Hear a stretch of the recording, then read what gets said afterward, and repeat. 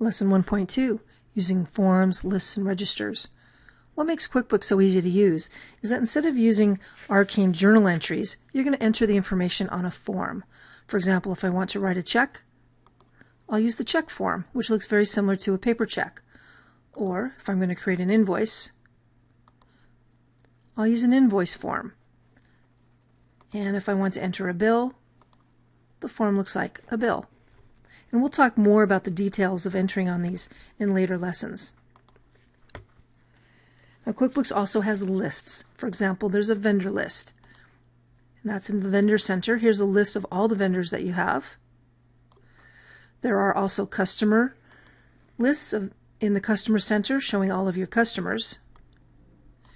And there are what QuickBooks calls items. Items are the products and services that you sell. And again, we'll talk in more detail about how to use these lists. And last, QuickBooks has registers. For example, a check register. It looks very much like an old school paper register.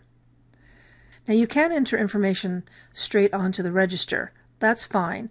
However, if you want to get back to the form, just select Edit Transaction and that will take you back to the form.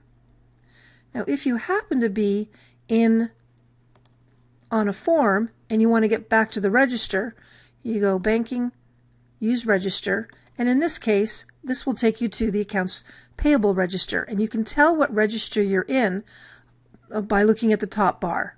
So this is the Accounts Payable Register. Most of you are not likely to use this particular register. This is mostly for the accounting nerds out there, but just to let you know.